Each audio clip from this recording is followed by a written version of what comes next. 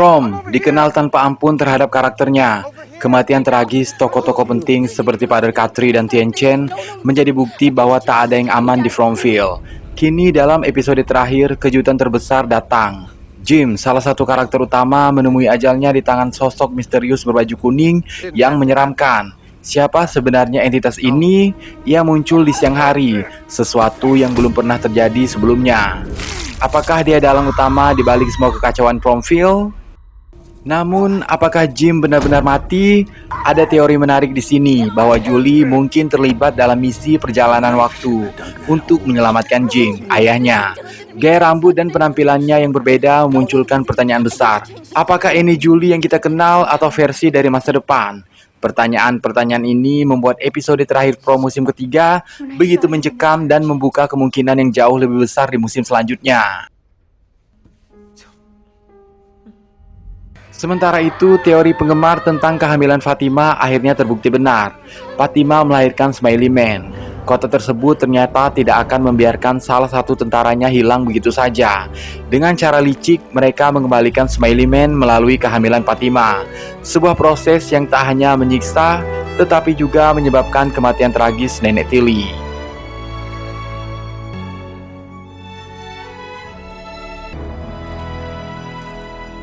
Lalu bagaimana dengan Tabitha dan Jet?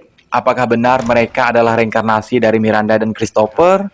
Dua sosok yang tampaknya memiliki keterkaitan misterius dengan siklus mengerikan di Fromville. Jika ya, apakah mereka bisa mematahkan lingkaran setan yang terus berulang ini dan menemukan jalan keluar? Melalui konten penjelasan ini, mari kita bahas teori-teori menarik, harapan bagi para penduduk, dan beberapa detail penting yang mungkin terlewatkan.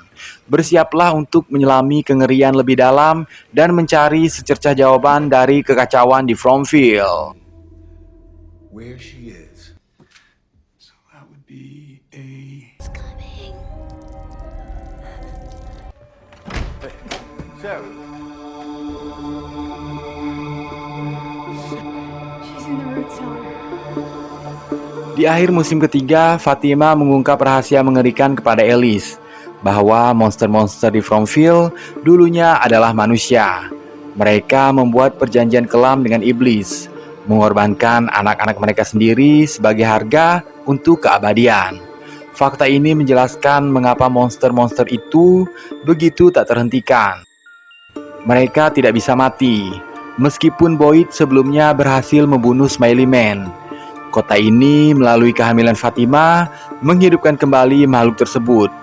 Pengungkapan ini tidak hanya memperdalam misteri Fromville, tetapi juga memperlihatkan bahwa kekuatan jahat di balik kota ini memiliki kendali penuh atas kehidupan dan kematian. Bagaimana para penduduk akan menghadapi musuh yang tampaknya abadi dan penuh tipu daya? Apakah ada cara untuk menghentikan lingkaran ini? Di akhir musim ketiga, terungkap bahwa Tabitha adalah reinkarnasi Miranda dan Jet adalah Christopher di kehidupan sebelumnya. Dalam kilas balik yang dialami Victor, The Boy in White berbicara kepada Christopher, memberikan petunjuk tentang cara menyelamatkan anak-anak di Mercusuar. Ini mengungkapkan bahwa inti dari semua peristiwa adalah penyelamatan anak-anak yang telah lama dikorbankan orang tua untuk memenuhi perjanjian dengan setan. Untuk memutus siklus mengerikan ini, kematian, kelahiran kembali, dan pengorbanan, Tabitha dan Jet kini memegang kunci. Mereka harus menghentikan monster agar anak-anak Angkuy tidak menjadi korban berikutnya. Namun fokus besar pada Tabitha, Jet, dan anak tersebut menimbulkan pertanyaan yang belum terjawab. Bagaimana dengan nasib para penghuni kota lainnya? Apakah mereka hanya figuran dalam permainan besar ini? Atau mereka juga memiliki peran penting yang belum terlihat? Semua itu masih menjadi misteri yang menanti untuk dipecahkan. Teori yang menarik muncul bahwa semua penduduk manusia di Fromville sebenarnya adalah reinkarnasi dari anak-anak monster yang telah lama meninggal. Mereka kembali ke kota tersebut sebagai bagian dari hukuman abadi bagi para monster yang pernah memilih keabadian dengan mengorbankan darah anak-anak mereka sendiri. Lingkaran tanpa akhir ini di mana anak-anak dikorbankan berulang kali menciptakan neraka yang tak terputus. Di tengah kengerian ini selalu ada yang bisa menyelamatkan mereka, seperti Christopher dan Miranda.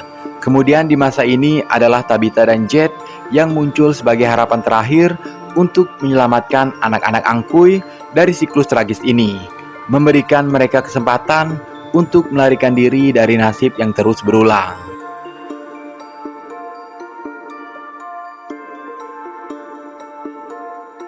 Lebih jauh, ada pola yang menarik dalam bagaimana siklus ini berlanjut.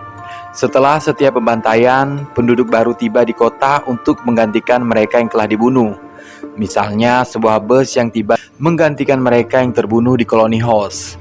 Hubungan ini tampak lebih rumit dengan keterkaitan Sarah dan Elgin. Seperti Sarah yang sebelumnya mendengar suara di kepalanya dan percaya bahwa ia membantu para monster, Elgin juga dimanipulasi oleh entitas untuk menculik Fatima di musim ketiga. Jika Elgin adalah reinkarnasi dari saudara laki-laki Sarah, Nathan, maka ia tampaknya ditakdirkan untuk disakiti Sarah berulang kali. Sebuah pola yang mengulang tragedi yang tak kunjung usai. Miranda seperti Jed dan Tabitha juga mendapatkan penglihatan tentang kehidupan masa lalunya. Dalam penglihatannya, ia melihat monster yang sama dan anak-anak yang sama. Tabitha muda pun mulai mengalami mimpi buruk tentang kota itu, karena jiwanya atau entitas apapun yang menyatu dengannya sudah pernah berada di sana sebelumnya. Dalam episode ke-9 musim ketiga, Tabitha bahkan menyaksikan kematian dirinya atau Miranda di dekat The Faraway Tree.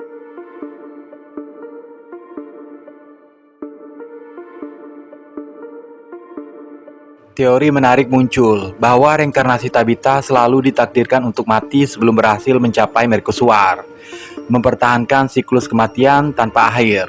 Namun kali ini ada yang berbeda. The Boy in White tampaknya telah campur tangan, melanggar pola yang selama ini terjadi dan membantu Tabitha meninggalkan Fromville. Campur tangan ini mungkin menjadi kunci untuk memutus siklus mengerikan yang membelenggu kota tersebut. Ketika Tabitha pertama kali mengunjungi mercusuar dalam penglihatannya, dindingnya dipenuhi coretan tahun yang seolah mengindikasikan bahwa Fromville melompat ke masa lalu setiap kali monster berhasil membantai seluruh manusia di kota. Meski ini masih berupa teori, ada kemungkinan bahwa siklus kehancuran dan pengulangan ini mengakar pada sistem kota itu sendiri. Hal ini diperkuat oleh fakta bahwa lokasi dan elemen kota tampaknya tetap tidak berubah selama bertahun-tahun, seperti yang terlihat sejak pembantaian terakhir di masa kecil Victor. Ibunya kala itu berhasil menyembunyikan Victor dari monster dan menyelamatkan hidupnya, memungkinkan Victor tumbuh sendirian hingga manusia baru mulai tiba.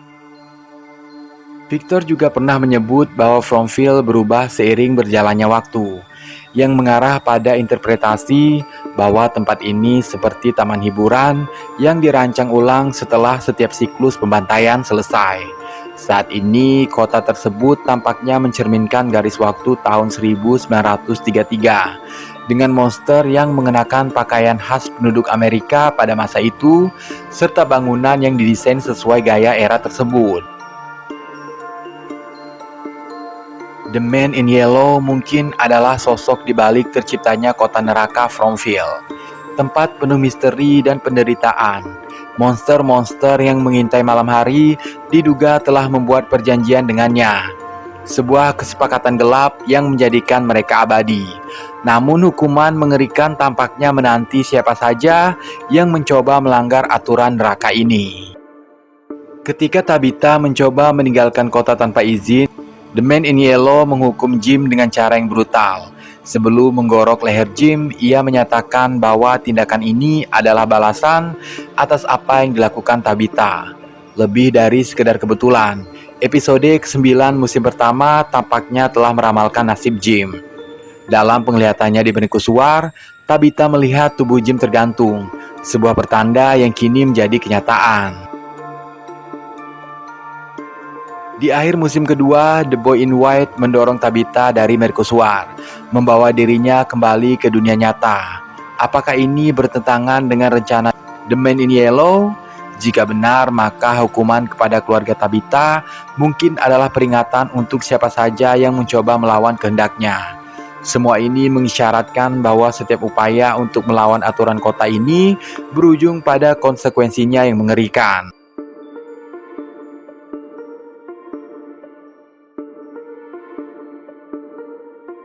Di akhir musim ketiga, Tabitha dan Jed berhasil memecahkan angka di pohon yang ternyata adalah not untuk lagu pengantar tidur anak-anak, yang sepertinya terkait dengan kisah yang diceritakan oleh The Boy in White. Ketika anak-anak tersebut dibaringkan di atas batu pengorbanan, mereka menuangkan semua harapan mereka ke akar yang pada akhirnya menciptakan simbol yang kita kenal sekarang sebagai The Faraway Tree.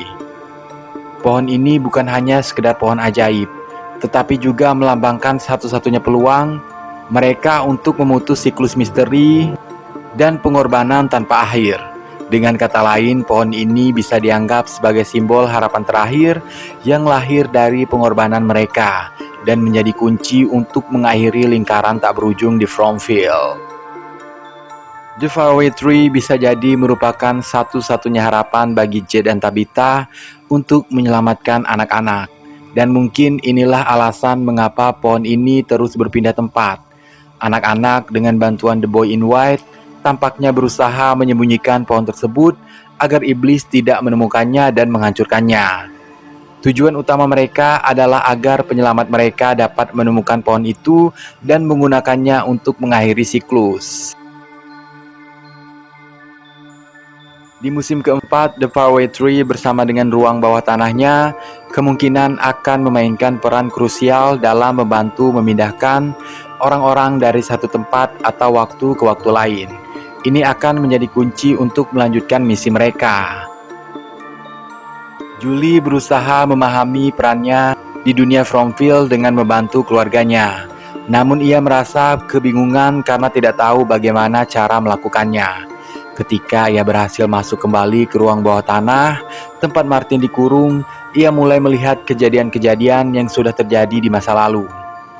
Ruang bawah tanah tersebut mungkin semacam error atau gangguan dalam dimensi Fromville. Keberadaan gangguan ini mengarah pada teori bahwa waktu dan ruang di Fromville sangatlah tidak stabil. Namun yang menjadi pertanyaan besar adalah apakah The Man in Yellow tahu tentang gangguan ini?